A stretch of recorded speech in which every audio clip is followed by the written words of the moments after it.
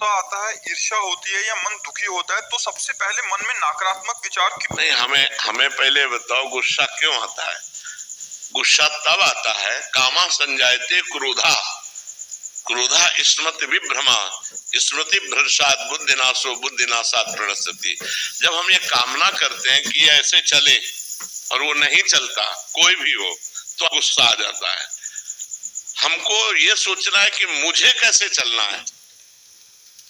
जब मेरा बेटा गलत चल रहा हो तब मुझे कैसे चलना है, मेरी पत्नी जब प्रतिकूल चल रही तो मुझे कैसे चलना है। मुझे क्रोध नहीं लाना, बहुत प्यार से, बड़े गंभीरता से, धैर्य पूर्वक हमें समस्या का समाधान करना चाहिए। क्रोध से समस्या बढ़ती है, ना कि समस्या का समाधान होता है।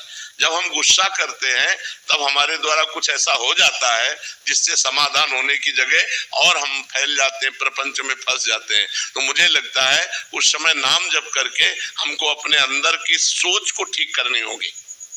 अगर हम अंदर की सोच को ठीक नहीं कर पाए तो जेल जितनी भरी है वो सब इसी में भरी है, काम में या क्रोध में या व्यभिचार में फंसा या हिंसा में फंसा, चोरी में फंसा, इसी में जेल भरी हुई। गुस्सा नहीं संभली, आगे कुछ गलत कर दिया, जेल भोगना पड़ेगा। तो हमें लगता है हम उस समय अपनी सोच को कंट्रोल कर सके, उसके लिए भगवान का भजन है। भगवान के भजन में बहुत बड़ी सामर्थ्य है, बड़ी सामर्थ्य है। और सामने वाले का परिवर्तन क्रोध से नहीं होता, हमारी नम्रता और विनम्रता और सहनशीलता से होता है। एक बार श्री स्वामी एकनाथ जी महाराज महाराष्ट्र के गंगा स्नान करने गए, तो स्नान करके लौट रहे थे, तो ऊपर विधर्मी का महल था, गली के ऊपर। उसने थूक दिया, देखा महात्मा का नहा के जा, तो ऊपर थूक दिया, ऊपर गिरा। वो फिर नहाने गए, वही गली थी, फिर लौटे, फिर थूक दिया, 100 बार थूका। वो 100 बार स्नान करके आए। जब 100 बार स्नान करके आया तो हार गया। वो नीचे उतर के आया और प्रणाम किया और कहा मुझे क्षमा कर दो। उनका क्यों भैया? बोले मैंने 100 बार आपके ऊपर थूका, अपराध किया। बोले नहीं, आपने बड़ी कृपा की, एक दिन में 1 बार गंगा स्नान करता था, आपकी कृपा से 100 बार गंगा स्नान हुआ। ये तो आपकी कृपा। वो चरणों में लौट गया और कहा आज के बाद कभी किसी महात्मा के साथ गलती नहीं करेंगे। विनम्रता और धैर्य ने उसको बदल दिया। अगर उसी समय गाली देते तो शायद और थूकता और गुस्सा करता या और विपरीत चला जाता, लेकिन वो कुछ नहीं बोले तो उसका सुधार हो गया।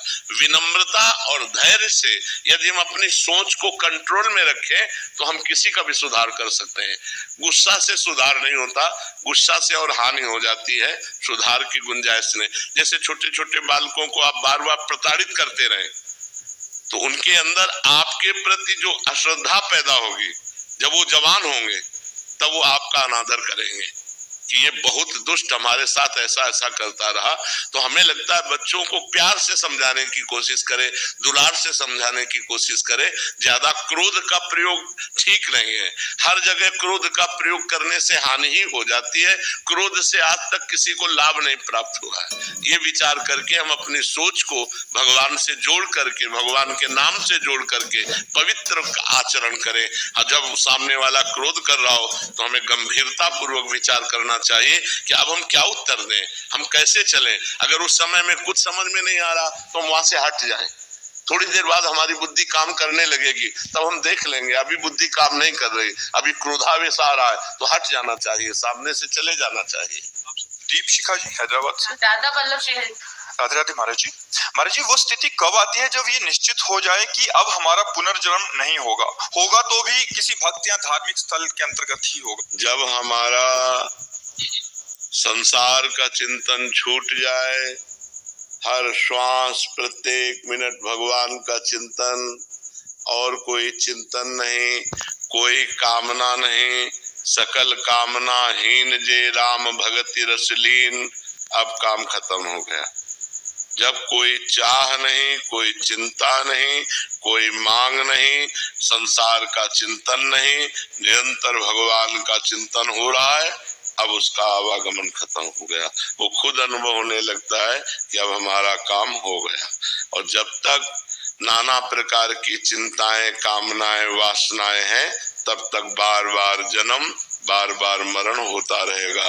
पुनरपि जननम पुनरपि मरणम पुनरपि जननी जठरे शयनम। इसीलिए हमें मानव देह मिला है, हम ये चक्र को मिटा दें, आवागमन के इस चक्र को तोड़ दें भजन के प्रताप से। निरंतर जिसका भजन चलता है वो मुक्त हो जाता है। अनन्य चेता सततम यो माम स्मरति नित्यशः तस्याहम सुलभा पार्थ नित्य युक्तस्य योगिना।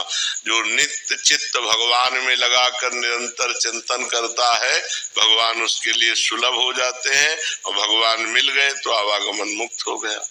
विनोद जी छत्तीसगढ़ से। राधे राधे महाराज जी। गुरु जी, मोह माया से ध्यान भंग क्यों नहीं होता? मोह माया से ध्यान भंग तब होगा जब निर्मलता आवे।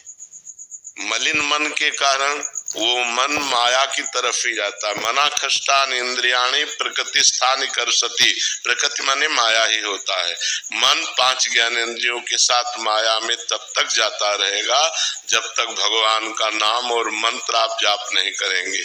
जैसे पानी को कहीं भी छोड़ो वो नीचे ही जाएगा, अगर ऊपर चढ़ाना है तो यंत्र की आवश्यकता है, यंत्र की। ऐसे ही मन को कहीं भी छोड़ो तो माया में ही जाएगा, अगर उसे भगवान में लगाना है तो मंत्र की आवश्यकता है। खूब नाम और मंत्र जप करो तो मन माया की मलिनता से हटकर भगवान की निर्मलता की तरफ लगने लगेगा। जब तक भजन नहीं करो